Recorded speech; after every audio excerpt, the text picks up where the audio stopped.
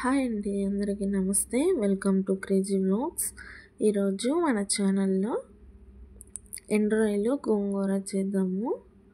వీడియోలోకి వెళ్ళే ముందు మా ఛానల్ ఎవరైనా సబ్స్క్రైబ్ చేసుకోకపోతే సబ్స్క్రైబ్ చేసుకోండి, లైక్ చేయండి, షేర్ చేయండి. వీడియోలోకి అయితే వెళ్ళిపోదాము.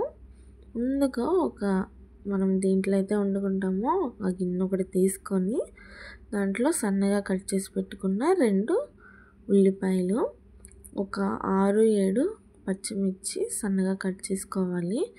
ఒక 2 టమాటాలు కట్ చేసుకొని వేసుకోవాలండి. నూనె ఏం వేయకుండానే ఇవి వేయాలి.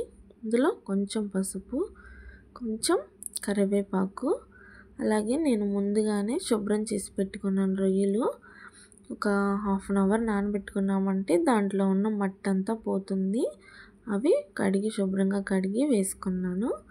అలాగే మన టేస్ట్కి సరిపోయినంత ఉప్పు, ఒక 2 టేబుల్ స్పూన్ల కారం వేసుకుందామండి. దీంట్లో కొంచెం కారం ఎక్కువే పడుతుంది. మీకు కారం ఎక్కువ తినాలనిపిస్తే ఎక్కువ వేసుకోండి, లేదంటే మీకు ఎంత సరిపోతుందో అంత వేసుకొని మొత్తం ఒకసారి బాగా కలుపుకుందామండి. మనం గోంగూర వేసుకుంటాం కాబట్టి కారము, పచ్చిమిర్చి ఎక్కువ ఉంటేనే బాగుంటుంది. పుల్ల గోంగూర అయితే ఇంకా బాగుంటుందండి, పుల్లగా ఉండే గోంగూర. ఇప్పుడు దాంట్లోకి ఒక 3 టేబుల్ స్పూన్ల ఆయిల్ వేసుకుందామండి. ఆయిల్ కూడా వేసుకొని మొత్తం బాగా కలిపేసుకుందాము. ఇప్పుడు దాంట్లో ఒక గ్లాసు వాటర్ పోసుకొని మూత పెట్టుకొని దాన్ని బాగా దగ్గరగా వచ్చే వరకు ఉడికించుకుందామండి. ఆ ముక్కలన్నీ బాగా ఉడకాలి కదా. చూడండి, ఆ విధంగా అయితే అన్నీ ఉడికిపోయినాక చూస్తేనే మీకు అర్థమవుతుంది కదా. లాస్ట్ వరకు అయితే మొత్తము ఉడికిపోయింది.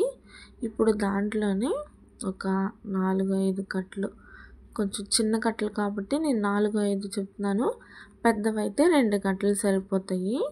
అలా శుభ్రంగా కడిగేసి మనం ఆ కర్రీలోనే వేసేసుకుందామండి. గోంగూర సపరేట్గా అయితే ఉడకబెట్టుకోని అవసరం లేదు. ఇలా వేసుకున్నా కూడా టేస్ట్ చాలా బాగుంటుంది. అలా వేసుకున్నా కూడా మనకి మంచిగా ఫ్లేవర్ కూడా బాగుంటుందండి, ఏం పర్వాలేదు. లేదు మీకు కావాలనుకుంటే వేరుగా గోంగూర ఉడకబెట్టుకొని తీసుకొనన్నా వేసుకోవచ్చు. అలా మూత పెట్టేసుకొని బాగా ఉడికినాక చూడండి, దగ్గర వరకు అయితే ఉడికిపోయింది. ఇప్పుడు దాంట్లో కొంచెం ఉప్పు వేసుకుందాము. మనం ఆల్రెడీ ముందు కొంచెం ఉప్పు వేసుకున్నాం కాబట్టి కొంచెమే వేసుకోండి, మళ్ళీ కష్టమైపోతుంది. ఇప్పుడు పప్పు గుత్తితో మనము అలాగే చిన్నగా మెదిపేసుకుందామండి. రొయ్యలు కొంచెము చితికి అసలు టేస్ట్ చాలా బాగుంటుందండి ఇలా చేసుకున్నప్పుడు. కర్రీ అయితే ఈ విధంగా చేసేసుకోండి, చాలా అంటే చాలా బాగుంటుంది. మనం రొయ్యల గోంగూరకి చాలా టేస్ట్ ఉంటుందండి. మీరు కూడా ట్రై చేసి ఎలా వచ్చిందో చెప్పండి.